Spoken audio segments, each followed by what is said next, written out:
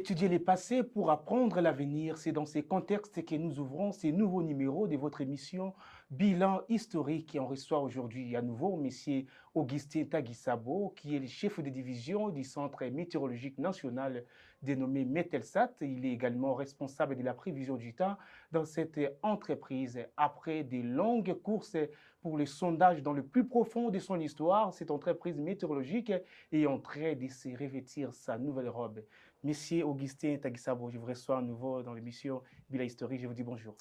Bonjour, messieurs, et je suis très ravi de votre invitation. Vous êtes fils de la maison, donc vous passez déjà dans Bilan historique. Oui, effectivement, je ne suis pas visitaire, mais je suis fils de la maison. Effectivement, avec vous, on a parlé dans des émissions récentes ici, on a sondé au plus profond de l'histoire des Metelsat par rapport à ce qui se passe dans cette entreprise, la mégestion et l'entreprise est en train de se sombrer. Alors, après des longues courses et des sondages dans le plus profond de son histoire, tous, vous comme nous, espérons que cette entreprise reprenne encore sa bonne position. Et aujourd'hui, on voit et l'entreprise est en train de se revêtir sa nouvelle robe en perfectionnant la qualité du personnel par une formation qui s'est passée récemment. Qu'est-ce que vous en dites, vous qui étiez sur place? Merci beaucoup. La Metelsat, c'est une institution de l'État. Les hommes passent, mais l'institution reste. Donc, même s'il y a eu des difficultés sur les problèmes de gestion, mais quand même, l'entreprise demeure. Et en demeurant, il faut rajeunir le personnel parce que le personnel est vieillissant. Et il faut rajeunir les équipements. Vous l'aviez invoqué dans l'émission dernière aussi, qu'il fallait rajeunir le personnel Metelsat parce que les personnels sont vieux, et puis il n'y a pas d'hygiène, il n'y a pas d'innovation. Pour parler des innovations, il faut qu'il y ait le rajeunissement de la jeunesse et du personnel. Il faut recrutement de la jeunesse. Oui, parce que notre jeunesse a besoin vraiment d'être engagée. Il y a beaucoup qui terminent les études, mais ils n'ont pas l'emploi. Mais la météorologie a besoin vraiment de la main-d'œuvre. C'est pourquoi il a recruté des jeunes universitaires pour faire cette science météorologique à la Metelsat. Il y en a à peu près 9 qui sont recrutés. Et il y a 9 jeunes qui sont recrutés et engagés. Ils sont déjà engagés. Ils sont en train maintenant d'être formés pour être déployés dans les provinces. Est-ce que ce n'était pas une difficulté ou bien il n'y en avait pas de doute à ces jeunes-là en s'intégrant dans une entreprise où le personnel plaire du jour au lendemain? Est-ce que c'était comment? Est-ce que cette formation, cette nouvelle formation qui a suscité une sorte de confiance à cette jeunesse et à cette partie de ce sont des jeunes qui se sont engagés dès l'année académique. Ils ont fait leur choix, la météorologie, ils ont étudié la météorologie dans l'université et la Metelsat les a accueillis dans des formations, dans des stages professionnels. D'abord, il y avait des stages académiques et suivi des stages professionnels. Ils ont trouvé bon qu'ils peuvent travailler à la Metelsat. Alors, ils ont introduit leur demande d'emploi et la Metelsat a accepter leur demande d'emploi du fait qu'ils avaient déjà un peu ils sont venus déposer leur demande d'emploi pour chercher du travail ou bien c'est la Metelsat qui a recruté ces jeunes? Non, parce que vous avez parlé de deux choses. Ils sont venus solliciter les stages. Et en sollicitant les stages, parce que normalement, on n'engage pas. Le service de l'État, actuellement, il n'engage pas. Mais ils sont venus demander les stages et c'est autour des stages qu'on les a appréciés. On a trouvé bon qu'il y ait quand même une nouvelle jeunesse et un renouvellement du personnel pour que les choses puissent aller. C'est comme ça qu'ils ont introduit leurs demandes comme des normes normales. Il faut introduire des demandes, déposer votre CV et votre document académique pour attester si réellement vous êtes passé sur le bas de l'école. Et puis, maintenant, la Metelsat a apprécié et ils ont accepté qu'il y ait renforcement du personnel dans son sein. Mais ce n'est pas tout, mais il y a encore besoin des normes du personnel. ça, ce n'est qu'un petit départ. Mais je pense qu'on aura à lancer l'offre d'emploi dans les jours à venir dès que tout se met en clair. Et là, on lancera officiellement. Mais jusqu'à présent, ce sont des personnes qui viennent à la maîtrise pour chercher d'abord les stages et à partir des stages, on les apprécie. S'ils s'adaptent facilement, on les maintient. Et c'est comme ça qu'ils auront leur rémunération petit à petit. Et au fur et à mesure, on est en train d'avancer et on est en train de renforcer aussi leur capacité à connaissance de la science météorologique. Avant, quand vous êtes passé à l'émission, vous aviez dit que la Mételsat a besoin d'un recrutement de jeunes professionnels qui peuvent pour rajeunir le personnel météo. Alors ici, vous confirmez que vous aviez eu à recruter quelques jeunes à travers un stage professionnel. Stage professionnel. Alors, pourquoi vous ne pouviez pas le faire avant? Parce que vous l'aviez déclaré que vous avez besoin d'un recrutement des jeunes. Aujourd'hui, vous l'aviez fait. Qu'est-ce qui faisait impossible et qu'avant, vous ne poussiez pas recruter ces jeunes? Et qu'est-ce qui a rendu possible ces recrutements aujourd'hui? Bon, je vous ai dit qu'ils sont venus d'abord eux-mêmes à demander les stages professionnels après les stages théoriques. Bon, avant, vous ne recevez pas des étudiants qui venaient pour solliciter les stages? On recevait les étudiants, mais il y a beaucoup d'étudiants qui partaient après les stages et ils rentrent et ils vont dans d'autres disciplines.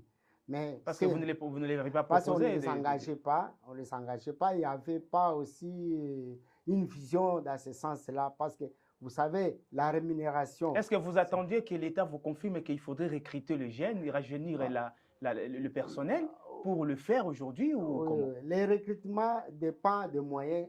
Parce que vous ne pouvez pas recruter quelqu'un sans le payer. C'est pour ça que je dis c'est pourquoi que vous attendiez l'État. C'est l'État qui doit nous donner ce budget-là, qui va nous pousser à recruter les jeunes.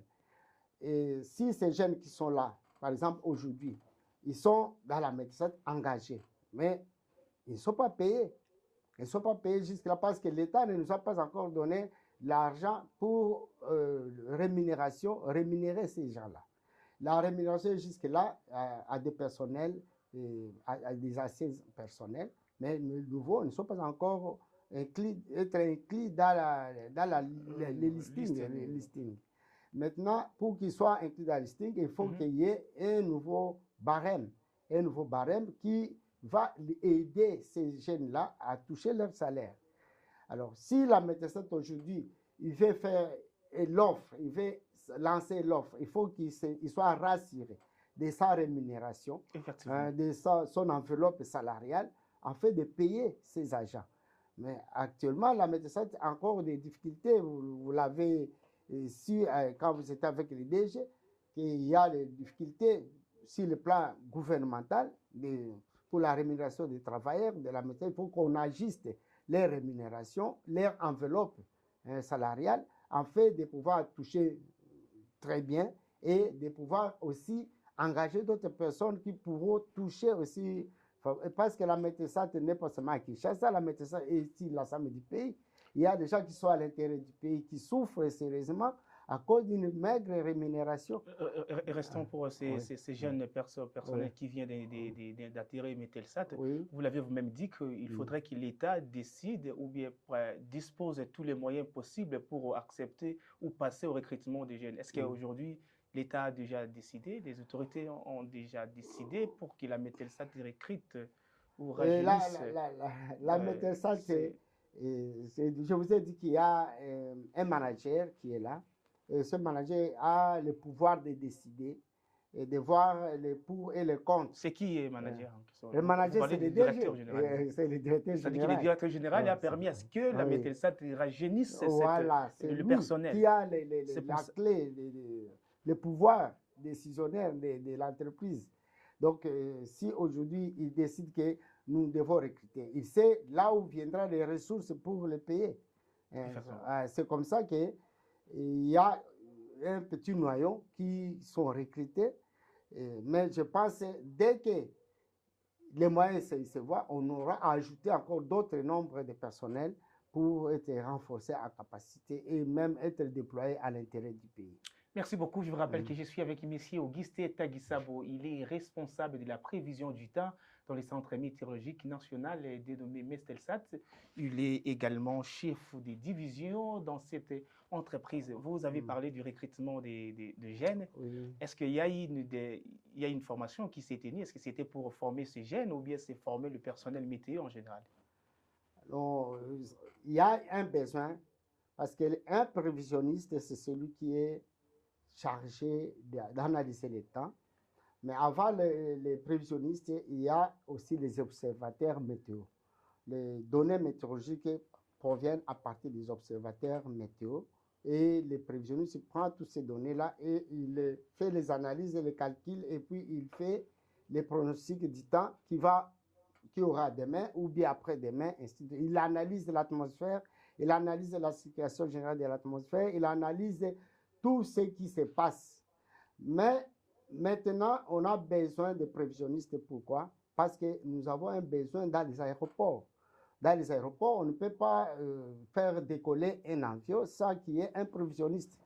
Et alors, c'est comme ça que, comme nous avons besoin de récupérer nos bureaux dans les aéroports, nos services dans les aéroports, par la METESAT, il faut renforcer la capacité de ces personnels-là qui seront déployés dans les aéroports afin d'assumer leurs responsabilités et de bien faire. Hein. Voilà. Parce que donc c'était une formation pour renforcer la capacité du personnel Mételsat. Météo, pas Mételsat. Météo, oui, effectivement. Et surtout les prévisionnistes météo. Les prévisionnistes et puis les jeunes qui ont été recrutés récemment ont participé également à cette formation. C'est eux qui ont été plus suffisants parce qu'ils sont encore forts. Ils peuvent faire beaucoup de recherches. Ils peuvent améliorer beaucoup de choses parce qu'ils ont une vision, une carrière devant eux. Alors, c'est comme ça que ça, ce n'est qu'un début de formation. Je pense qu'il y en aura encore d'autres où on va encore renforcer la capacité de certains autres agents dans les domaines toujours de la météorologie, soit de l'hydrologie, soit de l'agrométéorologie. Donc, ce sont des domaines de la météorologie qui sera renforcé plus davantage. Parce que on ne peut pas parler de la METESAT sans la météorologie. C'est la météorologie qui est à la base. Et je vous ai dit la fois parce que la METESAT est une fusion de la télédétection et de la météorologie. Donc, c'est ce qui forme la METESAT. Donc, la télédétection, parce que nous avons des satellites météorologiques que nous utilisons et nous avons des cartes que nous utilisons. Et c'est comme ça on parle de la télédétection. Et des télé à distance. Et les données qui nous viennent à distance sont des données météorologiques. Et ces données météorologiques qui nous viennent à distance, nous devons les mettre sur la carte et l'examiner et l'analyser et les simuler même, voire faire les pronostics et faire la prévision du temps au public, aux usagers et même à nos clients. La formation, les formateurs qui ont donné cette formation, ce sont des prévisionnistes, ce sont des personnels déjà entre eux, ou bien il y a une équipe qui venait de quelque part pour faire la formation? Bon, c'est une formation mixte. Donc, c'est-à-dire, cette organisation, c'était, comment on appelle, c'était un mixage entre l'ISTA et la METELSAT et les AMAC. Donc, les trois institutions se sont mises ensemble pour créer cette formation dans le cadre des projets CRUZ. Et c'est comme ça que l'OMM, qui est l'Organisation météorologique mondiale, qui devait financer cette formation, a choisi les formateurs venant de Niger, de l'école africaine de météorologie d'aviation civile, qui devaient venir avec leurs compétences et leur savoir-faire pour transmettre. Vous avez dit EAMAC, vous avez dit École africaine de météorologie et d'aviation civile. Ok. C'est les formateurs qui Ce sont des formateurs qui sont venus de là. Nous avons eu un chef de division de cette école-là qui est venu chargé de formation avec ces deux formateurs. Donc, ils étaient au nombre de 3. Donc, et nous avons eu aussi les responsables de la formation météorologique au niveau de l'OMM qui était avec nous pendant 5 jours. Il est venu s'accueillir de la situation et puis il est retourné en laissant les autres en train de se préparer dans des Donc, quelqu'un venait certaines des étapes. OMM, Ok. Organisation Oui, oui, météorologique mondiale. Il y mondiale. a eu quelqu'un, Il y avait informateur qui un venait aussi, un représentant qui qui est est venu. venu ici pour s'acquérir de la situation. Parce que dans la vision, c'est quoi? La vision, c'est qu'il y ait un centre régional au niveau de la RDC, régional de la météorologie au niveau de la RDC. Et alors, pour qu'il y ait un centre régional de formation au niveau de la RDC, il faut que les chargés de formation de l'OMM puissent acquérir de la situation réelle du milieu et voir même des difficultés, les problématiques, les cahiers de charges de l'institution, parce que l'institution ici, c'est l'ISTA qui forme. La médecine, lui, il est opérationnel. Et Yamak, lui, il est aussi une école. Donc, entre ISTA et Yamak, ce sont des institutions académiques où ils forment les gens. Mais tandis que la médecine, c'est l'opérationnel. Il est dans l'opérationnel. Alors, c'est pourquoi il a supervisé en tant que les représentants permanents de l'OMM en RDC. C'est comme ça qu'il a pu superviser cette formation-là. Mais le financement venant de l'OMM, c'est normalement utilisé dans ces cadres-là de formation. Ça a servi à la motivation des apprenants et à leur restauration. Monsieur Augustin Tagisabo, aujourd'hui, si on parle de quelque chose d'excellent, quelque chose de bien en termes du travail ou des entreprises ou de l'histoire, chacun recourt toujours à l'histoire. Par exemple, aujourd'hui, on voit des vieux qui relatent l'histoire qu'à l'époque, nous étions tellement bien dans tel ou tel domaine. Malheureusement, aujourd'hui, dans le monde actuel, il y a l'avancée de la technologie. On aurait normalement dû avoir les changements dans tout le domaine. Mais qu'est-ce que vous faites la lecture de ça? Donc, ce qui est merveilleux sont des choses qui sont passées. Mais aujourd'hui, les choses actuelles ne sont toujours pas bonnes. Comment vous faites la lecture de ça? Pourtant, nous sommes en train d'avancer. Il y a la technologie qui avance. Oui, Est-ce qu'il y a... Donc, à chaque période, il y a une appréciation. Donc, ceux qui étaient avant, ils ont apprécié leur temps. Et ceux qui viennent aujourd'hui, ils sont tentés aussi d'apprécier leur temps. À l'époque, il n'y avait pas des Android. Il n'y avait pas des ordinateurs. Il n'y avait pas l'Internet à l'époque. Mais les gens vivaient, les gens se communiquaient. Mais il faut apprécier les temps en vivant le développement, les innovations qui donnent le développement. Si vous appréciez les temps, vous n'avancez pas, vous ne développez pas, ça sert à rien. Voilà. À l'époque, il appréciait les temps, mais il développait, il faisait des choses normalement. Voilà. Aujourd'hui... Nous aussi, nous développons. À notre temps, nous développons. Par exemple, je peux dire qu'aujourd'hui, avec cette formation, c'est pour renforcer la compétence des prévisionnistes. Cela veut dire qu'on nous met dans la nouvelle technologie. Et on ajoute un plus sur ce que nous avions comme des empiriques.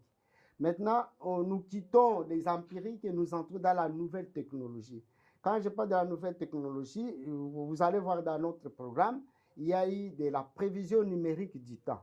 Et ça, c'est la nouvelle technologie où on utilise de nouvelles grandes calculettes mathématiques, informatiques et statistiques qui font ressortir des modèles numériques de la prévision.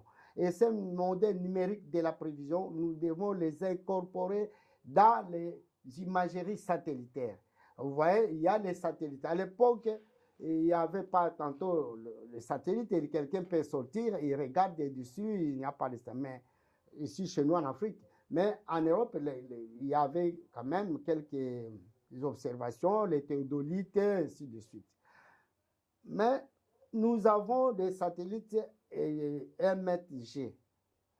Nous avons des satellites MTG qui viennent d'être lancés par les Européens. Et ces satellites nous donnent beaucoup de canaux des imageries satellitaires.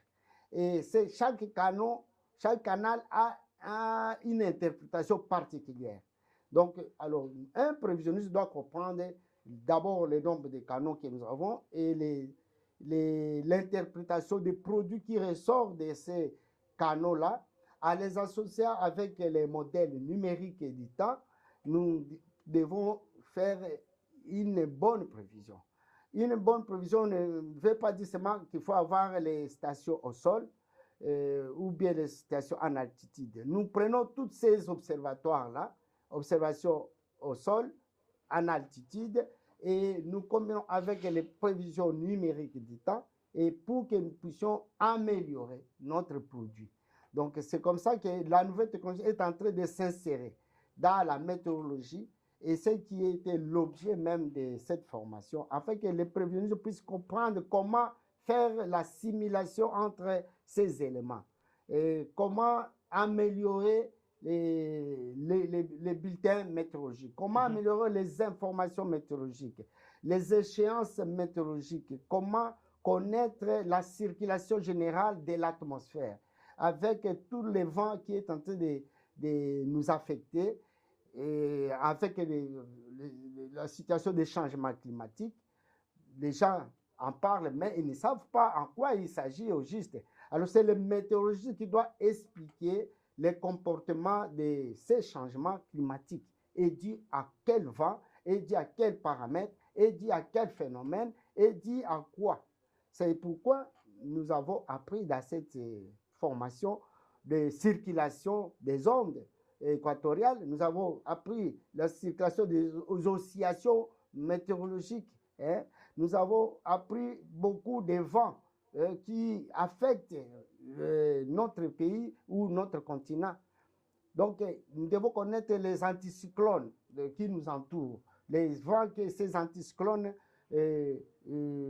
génèrent pour qu'il y ait tel phénomène, tel phénomène. Merci beaucoup. Je ne vais pas vous laisser continuer parce que là, vous montrez votre côté technicien, donc je n'en connais pas trop. Alors, je sens que personnel météo, ces derniers temps, c'est comme si vous êtes révolté, vous bougez maintenant.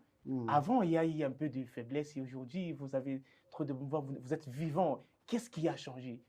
Parlons entre nous. Qu'est-ce qui a changé, monsieur Augustin? Bon, c'est question de la prise de conscience. Si quelqu'un a une bonne conscience, il peut aimer son métier. Et quand vous aimez votre métier, vous devez chercher à le valoriser, à aller plus loin. En allant plus loin, vous êtes en train de vous valoriser vous-même et de valoriser votre domaine. Exactement. Donc, c'est comme ça que la météorologie actuelle est en train de bouger. Parce que ça bouge, pourquoi? Parce qu'il faut sauver des vies et des biens dans le monde. Oui, surtout nous qui sommes en RDC, nous sommes en train de bouger pour que les gens ne meurent pas à cause des catastrophes naturelles, à cause qu'il n'y ait pas de dégâts, qu'il n'y ait pas de dégâts naturels qui surprennent les gens. C'est pourquoi la météorologie est en train de bouger pour essayer un peu d'entrer dans les rythmes d'atténuation des risques de catastrophes naturelles, d'atténuation des phénomènes liés au réchauffement climatique. En termes de soutien, vous êtes maintenant soutenu par rapport à avant, parce que cette motivation prouve que vous êtes en quelque sorte soutenu par l'État. Les soutiens, d'abord, c'est nous-mêmes. L'État vient en appui après avoir trouvé que vous êtes sérieux, après avoir trouvé que vous êtes en train de vous pénétrer dans la situation. Mais si on vous trouve léger, on vous trouve indifférent, l'État ne fera rien à votre place. L'État, peut-être, il peut le faire, mais quand il le fera au moment que vous n'avez pas une conscience bien placée, vous risquez d'abîmer ce que l'État vous a donné. Alors, c'est pourquoi il faut avoir une conscience pure, une conscience sérieuse pour que l'État puisse vous appuyer et vous donner tous les atouts nécessaires. Effectivement. Récemment, vous avez parlé du changement climatique. Oui. Il n'y a pas très longtemps ici. On va déjà arriver en période de pluie, saison de pluie. Qu'est-ce que vous parlez déjà par rapport à ça? Est-ce que vous, étant été prévisionniste? Oui. Bon, je viens de lancer déjà la date du début de la saison de pluie. J'ai dit que c'est le 22 septembre, avec une marge de dispersion de 7 jours. Donc, on peut avoir la pluie entre le 16 jusqu'au 22, tout comme après le 22 jusqu'au 28, on peut avoir des pluies qui peuvent intervenir. Alors, c'est là, nous sommes dans le marge. Je pense que vous constatez qu'il y a la montée des chaleurs. Et la chaleur, c'est ça l'élément générateur des phénomènes que nous appelons nuages dans l'atmosphère. Sans la chaleur, on ne peut pas avoir le mouvement convectif. Sans la chaleur, on ne peut pas avoir l'évaporation. Donc, on a maintenant, l'évaporation est en train de se former dans l'atmosphère et ça va nous créer des nuages qui seront des nuages en extension verticale. Ces nuages-là, qui sont en extension verticale, nous aurons des pluies et c'est ce qui caractériseront la saison des pluies. Donc, nous devons nous préparer déjà dans les prochains jours qu'il y aura des pluies qui vont commencer à tomber sur la ville de Kinshasa. Et même si la partie est, c'est-à-dire Bandundu, Dekasai, déjà, ils sont entrés dans la saison. Quand vous donnez quand vous parlez de se préparer, là, vous vous adressez à la population ou bien à un ministère qui s'occupe de quelque chose qui prévient qui va prévenir des catastrophes naturelles pendant cette saison de pluie? Oui, nous parlons de se préparer à toutes les couches, que ce soit le public, que ce soit les politiciens, que ce soit les commerçants, que ce soit les scientifiques. Tous ces mondes-là, ils doivent se préparer. Parce que quand la pluie vient, il ne choisit pas que vous êtes politicien, il ne choisit pas que vous êtes commerçant. Donc, je croyais peut-être se préparer dans les sens... Se préparer dans les sens... arranger les routes et puis... Oui, effectivement. Nous sortons d'une saison sec. Hein, cette saison où il y a eu baisse des pluies, des précipitations, il y a eu baisse de la montée des eaux au niveau du fleuve. Et il y a eu des services, même fluviaux, qui ont connu des problèmes à cause de la sécheresse et de l'eau qui a baissé. Et il y a des agriculteurs de leur côté aussi n'ont pas eu des rendements favorables parce qu'ils n'ont pas pu, l'eau dans le sol a séché et on ne pouvait pas cultiver. Maintenant, quand on parle de la préparation, c'est que chacun dans son domaine doit se préparer. Oui. À accueillir la pluie. Par exemple, les agriculteurs, ils doivent savoir que nous voulons entrer dans la saison de pluie. Qu'est-ce que nous devons faire? Nous devons labourer la terre, nous devons préparer déjà les terrains, préparer notre grenière et chercher moyen à la première pluie, soit à la deuxième pluie, nous commençons à s'aimer. Donc, par exemple, les constructeurs. Les constructeurs peuvent dire, comme la pluie approche, nous devons chercher un moyen de faire nos briques pendant que la pluie n'est pas encore là. Et quand ça viendra, nos bétons, ainsi de suite, et regarder tout ce qui peut être gêné par la pluie et chercher d'arranger. Et les navigants, la même chose, que ce soit aérien, que ce soit maritime ou ferroviaire, ils doivent regarder les balisages, par exemple, des cours d'eau, ils doivent regarder les balisages des fleuves, ils doivent regarder comment la circulation aérienne pendant la saison de pluie est affectée par les pluies. Donc, parce que la pluie gêne aussi les atterrissages, ça rend glissant la piste et ça rend un peu...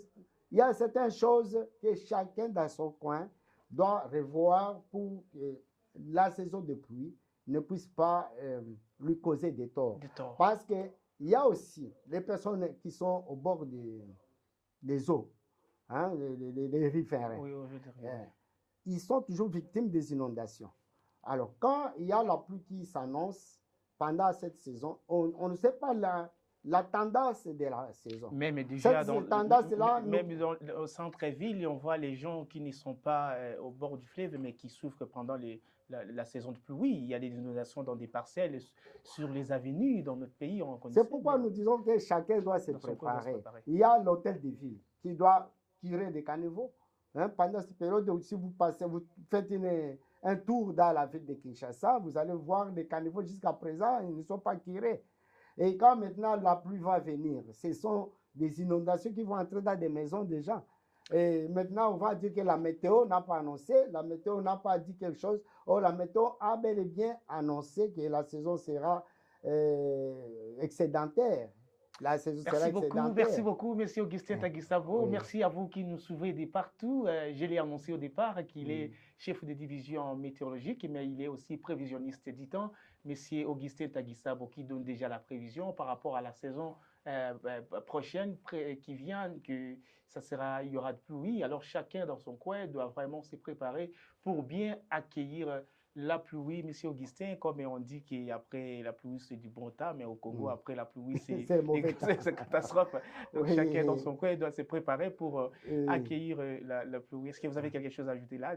Oui, après la pluie, c'est le beau temps. Mais à Kinshasa, ce n'est pas le beau temps.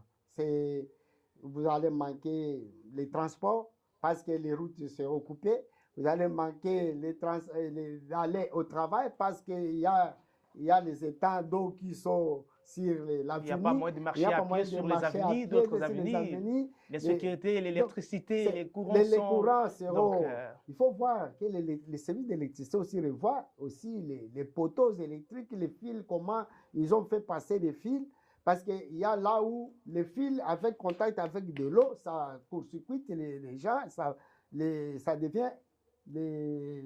parce que l'eau est un bon conducteur du courant. Alors quand les fils se rencontrent avec l'eau de la pluie, les gens qui vont passer là-bas, ils vont être électrocutés. Et ça sera des morts d'hommes. Alors tous ces services, c'est pourquoi je dis que chacun dans son domaine puisse bien voir ses installations, voir sa maison, voir son bureau, voir les routes, voir les lieux où il exerce son métier. S'il s'agit d'arranger, en fait, que lorsque la pluie viendra, ne puisse pas semer des dégâts. Au gouverneur de la ville de Kinshasa, qui est nouvellement implanté, installé, oui. Donc de voir les degrés des immondices qui sont dans la ville de Kinshasa, les degrés des caniveaux qui sont bouchés, de pouvoir faire un travail avec la génie civile, par exemple, pour dégager rapidement ces histoires-là. Parce que moi, en tant que prévisionniste, je suis en train de dire que la pluie viendra. Et quand la pluie viendra, quelques personnes s'apprennent à la météo, ou la météosat n'a pas dit qu'il y aura la pluie. Mais suivez toujours les bulletins météorologiques que la météosat vous livre, avec confiance que nous avons envers vous. Et vous aussi, ayez confiance en nous, parce que nous sommes en train tous de travailler pour l'intérêt de la nation. Merci beaucoup. Et nous sommes tous en train de travailler pour l'intérêt de la nation. Et monsieur le prévisionniste, il a dit que la pluie viendra. Et préparez-vous pour qu'il n'y ait pas de dégâts. Monsieur Augustin Tagisabo, je ne vais pas vous mêler dans des histoires qui ne vous concernent peut-être pas, mais quand on parle de Metelsat, on voit toute une institution de l'État, toute une entreprise de l'État. Il y a côté technique, il y a aussi côté administratif. C'est-à-dire le côté technique, oui, parce que c'est aussi le moteur d'une entreprise tel que Metelsat, mais aussi le côté administratif, c'est aussi, je dirais, les cœurs même d'une entreprise. Si l'autre ne marchait pas, si l'un ne marchait pas bien, je ne crois pas que l'autre va aussi marcher bien. Vous, de votre côté, à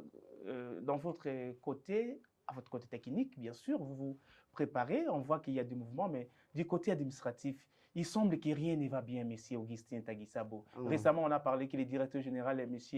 Itela Ilondo, qui est arrêté, soit parler et détourné de l'argent. Est-ce que de ce côté administratif, qu'est-ce qui ne va pas? Parce que si là-bas, ça ne va pas, votre travail ne sera pas important. Qu'est-ce qu'il y a au niveau administratif, monsieur le directeur de votre entreprise Itela Ilondo? Récemment, là, on a parlé du détournement dans sa personne. Est-ce que vous pouvez nous éclaircir ça par rapport à tant que si je peux frôler un peu, au niveau de l'administration, nous avons le directeur général Itela Ilondo avec son adjointe Ngondo Mukanya, qui sont des personnes qui gèrent au quotidien l'entreprise.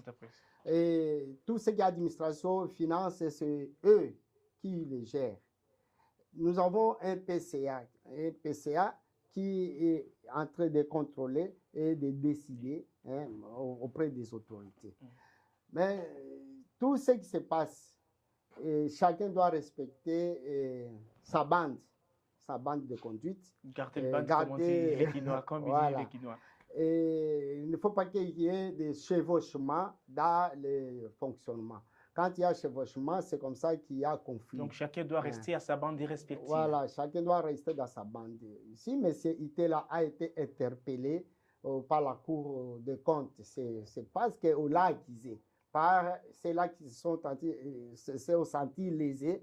Ils l'ont accusé que voilà, il est à la gestion à la Mételsat. Et c'est par le canal de PCA et ses acolytes qui ont formulé cette demande.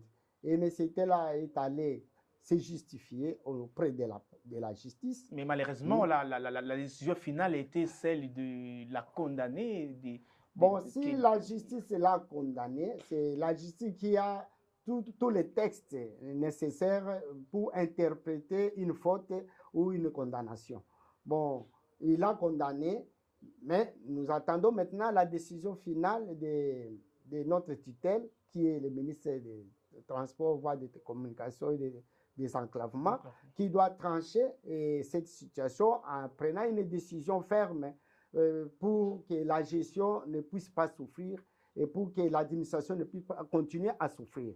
Nous sommes des agents. Bon, je vous signale aussi que je suis secrétaire de la délégation syndicale de la Mételsat. Donc, de notre côté, en tant que délégués syndicaux, nous sommes en train de mener des démarches pour que les social des travailleurs soient bien rémunérés. Nous étions auprès des ministres des Transports, voies de communication, nous n'étions pas réussis, mais nous avons poussé encore notre démarche auprès des premiers ministres où il était en voyage, mais son conseil nous a réussi pour nous dire que voilà, il va transmettre notre doléance auprès de l'autorité. C'est ce qui nous intéresse. Les conflits administratifs et les conflits politiques ou financiers nous intéressent. Nous, le peuple, nous, les agents, nous voyons notre revenu. Dès que notre revenu est amélioré, nous aurons à fournir un bon travail. Et le public va nous lire au travers de notre prestation. Donc, nous devons éviter des querelles inutiles qui risqueraient de mettre en cause ce que nous sommes en train de faire. Donc, moi, je conseillerais que ce soit aux autorités qui nous écoutent de pouvoir résoudre ces situations, les conflits, comment on appelle? Il y a un conflit. Bon, vous avez parlé d'un conflit. Entre qui et qui? Non, c'est-à-dire les conflits, je vous ai dit que chacun doit respecter sa bande. Oui. Et si toi, tu entres dans ma bande, moi, je vais dire que toi, tu es venu me provoquer. Effectivement. Et toi, tu ne seras donc, pas il y a content. une question comme ça, voilà. manque de respect de sa manque bande, de son côté. De sa bande. Chacun doit respecter ce qui lui régit. Donc, si moi, j'entre dans la bande d'autrui. Donc, ici, vous voulez peut-être dire que le directeur général de Mételsat, M. Itela Ilondo, est victime du manque de respect des bandes de quelqu'un. Voilà. Dans sa bande à lui, et du coup, il est victime dans ça. Oui, il est victime il est victime de ça. Et c'est pour dire que les choses, c'est humain. Donc, nous sommes des humains. Nous devons être sincères dans ce que nous sommes en train de faire. Aujourd'hui, vous êtes journaliste. Et moi, si je viens ici, je m'impose comme prévisionniste. Bon, donnez-moi le micro, je vais commencer à faire les émissions. Est-ce que tu seras content? Tu ne seras pas content. Et tout comme toi, si tu arrives chez moi, dis non, moi, donnez-moi le cahier de prévision, je vais faire la prévision. Tu n'as pas fait la prévision, mais tu veux faire la prévision. Il n'y a pas de connaissance. Il n'y a pas de connaissance. Donc, chacun doit exprimer sa connaissance, son savoir-faire. Très bien. Et si quelqu'un respecte son domaine, je pense qu'il n'y aura pas de conflit ni de confusion dans les textes. Je l'ai dit au départ. Il y a des textes qui régissent la Mételsat. Et c'est bien clair. Chacun est bien situé dans ces textes-là. Mais je ne sais pas, les difficultés se trouvent à quel niveau, peut-être au niveau de l'interprétation des textes. Quand on interprète mal les textes, on a aussi une mauvaise compréhension. C'est de la même manière quand on interprète mal les données météorologiques, on a une mauvaise prévision. C'est-à-dire que la condamnation de M. le directeur n'a pas été justifiée parce qu'il y a une malinterprétation des textes. Vous pouvez peut-être dire ça. Non, vous voulez dire ça? Non, la justice a interprété selon les documents qu'on lui a donnés. Mais ce qui est documenté, c'est ce qui est vrai. Ce qui est documenté, c'est ce qui est vrai, c'est la justice. Moi, je ne peux pas entrer à la place de la justice. C'est que la justice a décidé. il a raison à partir de ces textes qu'il a. Mais si la justice devait aller au-delà pour trancher, hein, que voilà, arrêter monsieur le directeur général parce que nous l'avons condamné. Là, on devait voir aujourd'hui que M. Tela est en prison. Mais comme la justice n'a pas décidé de cette manière-là, donc quelque part là, il a trouvé que ce monsieur-là ne mérite pas la prison. Quelque part, il mérite d'être peut-être être attendu par son tutelle qui est le ministre des Transports. C'est le ministre qui va décider s'il doit être soit suspendu, s'il doit être reconduit. On arrive déjà à la fin de l'émission, M. Guisset Exemple. Qu'est-ce que vous avez à dire comme dernier mot? Bon, nous encourageons les jeunes à pouvoir s'adhérer à la météorologie, et entrer de suivre le cours de la météorologie à l'ISTA. Je vous demande vraiment, c'est une science noble. Cette science-là, on ne peut pas la trouver dans la rue. C'est une science noble. Si vous vous engagez à la météorologie, sachez bien que le travail est certain. Et moi, qui vous parle ici, je n'ai pas chômé. J'ai terminé mes études, directement j'étais engagé. De la même manière... Engagé, bien payé. Engagé et être mieux payé. payé. Être payé. Il y a la différence? Être mieux payé, cela dépendra des facteurs qui vont suivre après. Ça, vous n'en avez pas encore. Ça, nous n'en avons pas encore. Mais d'abord, je suis payé. Avec le peu que j'ai, je parviens quand même à nourrir ma famille, oui, à faire étudier les enfants. Aujourd'hui, j'ai un enfant qui a terminé l'école secondaire. Vous êtes payé, il a eu les diplômes à partir de ces excusez-moi, on peut se comprendre là-dessus. Oui. Vous êtes payé à la hauteur des techniciens météorologistes que vous êtes? Non, non.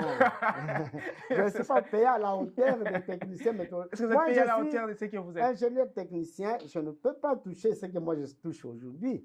Si vous allez dans d'autres mondes, moi j'ai fait l'Europe, la France à 2 reprises, j'ai fait la Chine une fois, mais quand vous trouvez des personnes météorologistes et prévisionnistes qui sont là, chacun a une voiture au moins, minimum.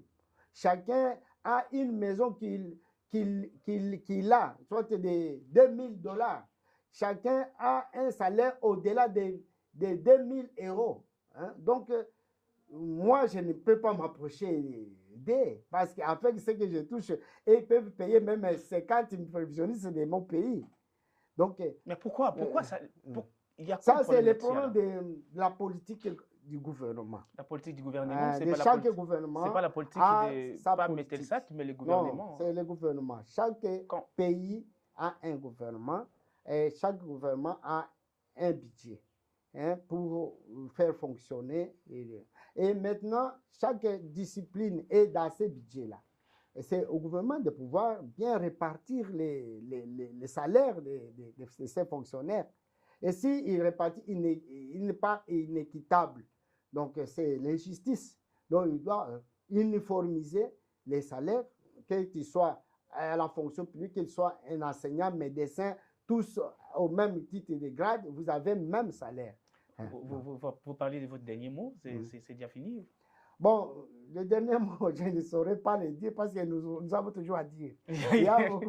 Voilà, nous avons toujours à dire. Et comme l'a soulevé M. le présidente de Metelsat au Congo, merci beaucoup. J'ai à vous qui étiez beaucoup pour nous suivre ici sur Mondico Télévision dans l'émission Bilan historique. Et je l'ai annoncé au départ qu'étudier les passés pour apprendre l'avenir. Nous avions étudié les passés avec M. Augustin Tagisabo, et le directeur général de l'entreprise météorologique, à plusieurs reprises. On parlait de l'historique de Metelsat et nous avions compris les prisons. C'est d'ailleurs ça que nous sommes en train d'analyser et nous avons appris l'avenir pour que cet avenir soit meilleur. On se retrouve au prochain numéro de cette émission. On se dit au revoir. Au revoir.